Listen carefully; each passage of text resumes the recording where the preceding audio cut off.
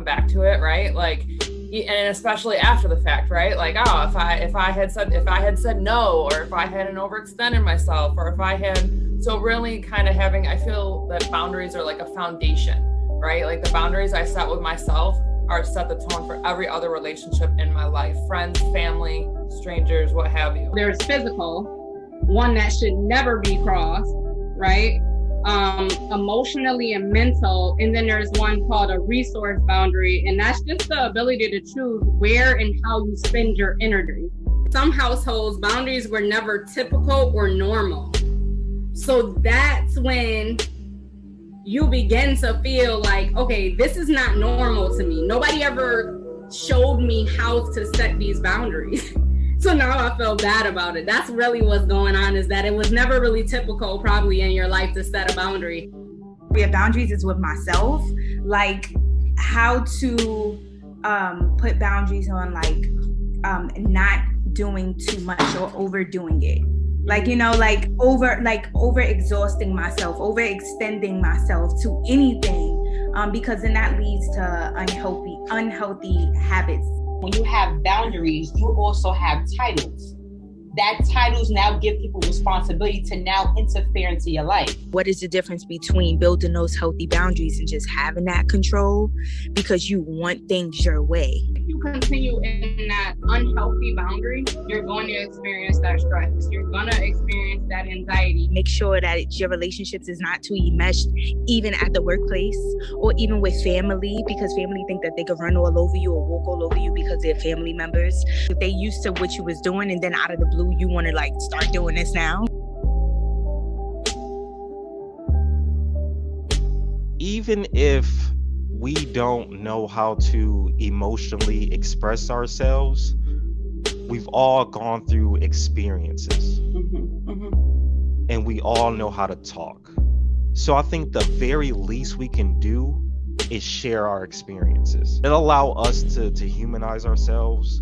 It'll allow us to be more relatable to other people that may be experiencing the same thing. It may just not have developed enough courage to speak out about it. A great place to start is just making an environment where it's comfortable for us to be vulnerable. It'll allow us to be like, oh, like that's how you see it. Like I didn't think about it that way. And I think there'll be a lot of aha moments. As hard as I tried, I just couldn't seem to make things right. I was the hardest trier I knew at trying to change things, and I had just exhausted myself. There came a point where I realized that we have these amazing positive mental powers that we're carrying with us between our two ears 24/7, that we're either neglecting entirely or that we're not tapping into nearly as well as we can. And when I started to realize that and understand how the principles of the mind work and started to use that, my life began to improve. My dad was in my life when I was growing up at like 10, 11, 12, 13 years old. I would have, a lot of things that I was getting into, I would have never got into because I feared him. Like, no matter, it ain't like he was like mean to me. It's like something about like your fathers, like sons and their fathers, it's just that fear that you have for your father. Like, you're not gonna try to overstep no boundaries or disrespect them when they're there, but when they're gone, it's like, it's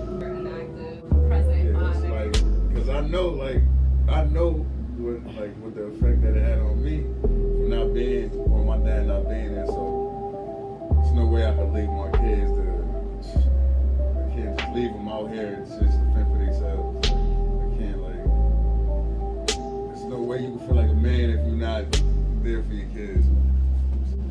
That's like the most important thing for me. I think people need to understand where trans women and possibly trans men come from. I feel like I've been myself forever. It feels like that, but I guess really, I mean, I think the first time my mother ever told me she wasn't gonna buy whatever I wanted to wear, that's when I was like, okay, whatever. I started buying hair. I started buying my own clothes, my own shoes. Of course, then after that, she wanted to start, helping me buy my own, clothes and shoes. She wanted to get coming.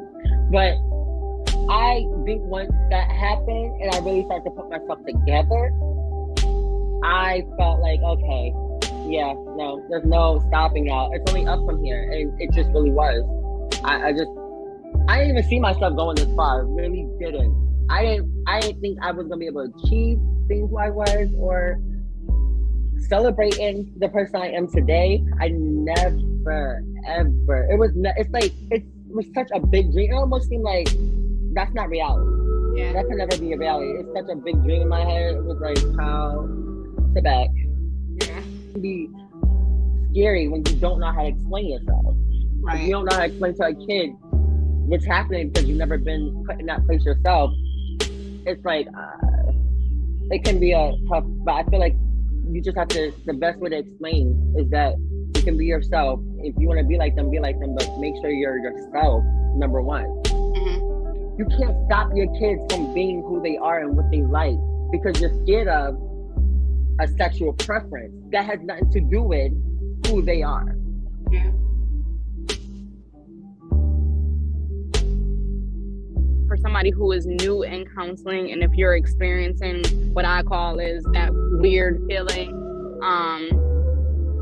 sit with it anyways, you know, and even if you feel like this, I don't want to go back, I would encourage you to go back anyways. Yeah. Because our mind will talk us out of things that we know we already need. Yes. But it was like, maybe that just wasn't the right fit, you know? So yeah. I ended up moving on to a new person, and you know, we've been doing great. So many people in this process start counseling, don't really care for the counselor that they're with, and just stop therapy all completely. It's like, no, don't do that. Like, at least try one more time. Just letting them see like it's okay to talk about these things, not to be ashamed to talk about these things. Like, let them know that there's resources that can be provided. No matter how old you are, just try stuff. Just try something. You know, try going rock climbing or something, or try going skiing, try going snowboarding, try, you know, going on a hike, or try riding a bike on a trail. Like, just try different stuff. Like, go go-karting, go bowling. Like, just try a bunch of different stuff and just kind of see what you really enjoy doing. What do you have the most fun doing? You can turn your attention to the mental activity that's going on.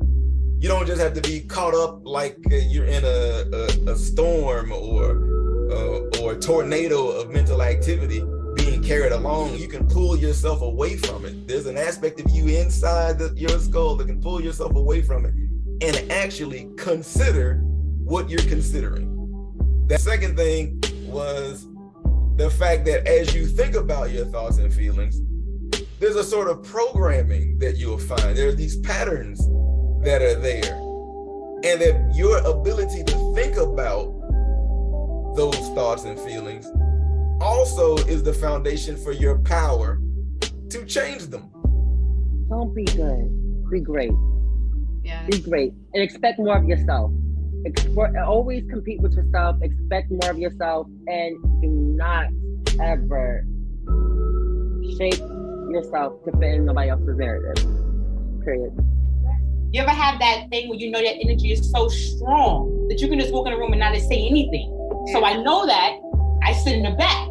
That's my boundary to kind of like, okay, just let me hide, but I can't hide because I'm doing too much. I don't need to hide in a room. No one is coming to get you. No one is coming to bother you. No one's gonna come kill you. Yeah. Go in and be you. Yeah. You know what I mean? I'm still finding out that there's pieces of me, and I say reluctantly, but I say proudly, that are still broken. That I'm starting to figure out, and that I'm starting to come, like it's starting to come in my awareness. But at the same time, I want to encourage people not to be scared of that.